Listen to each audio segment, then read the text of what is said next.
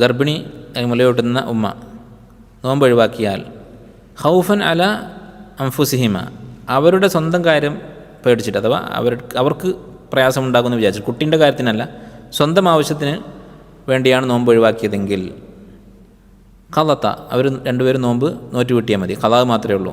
എന്തുകൊണ്ടാണ്? ഇത് ഹംബലി മദ്ഹബാണ്. ഹംബലി മദ്ഹബിൽ അവരുടെ പ്രശ്നം സ്വന്തം കാര്യമാണെങ്കിൽ, ഉമ്മാൻ്റെ സ്വന്തം ആരോഗ്യത്തിന് വേണ്ടിയിട്ടാണെങ്കിൽ അവർ നോമ്പ് നോറ്റ് വീട്ടിയാൽ മതി.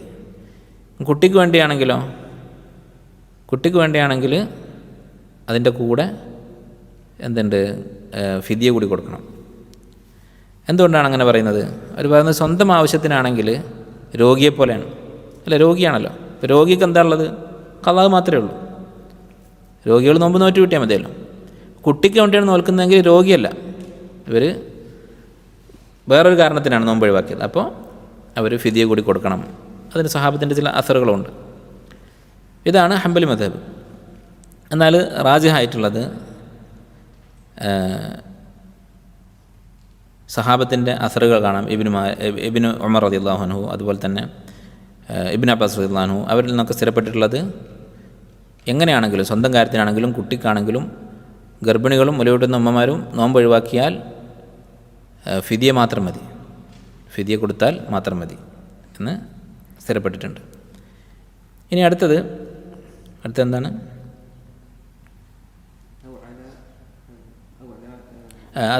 അതുപോലെ മറ്റൊരു തെളിവ് ഒരു ഹദീസിൽ, സഹീഹായ ഹദീസിൽ കാണാം, ഇന്നല്ലാഹ വദഅ അനിൽ മുസാഫിരി അസ്സൗം, യാത്രക്കാരന് അള്ളാഹു നോമ്പ് ഇളവ് ചെയ്തിരിക്കുന്നു.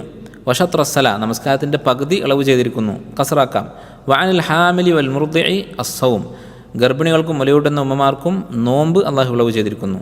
അപ്പം നോമ്പ് അവർക്കില്ല, അപ്പോൾ പിന്നെ ഖളാ ഇല്ല, അപ്പോൾ അവർ ഖളാ ആക്കേണ്ടതില്ല എന്ന് ഈ ഹദീസിൽ നിന്ന് മനസ്സിലാക്കാം. അതും തെളിവാക്കിയിട്ടുണ്ട്, ഫിദിയ മാത്രം മതി എന്ന് പറയുന്നവർ. അപ്പോൾ അതാണ് ശരിയായിട്ടുള്ളത്, ഫിദിയ മാത്രം കൊടുത്താൽ മതി.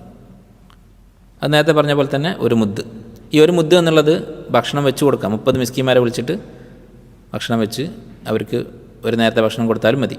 അനസ് റളിയല്ലാഹു അൻഹു അങ്ങനെ ചെയ്യാറുള്ളതായിട്ട് സ്ഥിരപ്പെട്ടിട്ടുണ്ട്.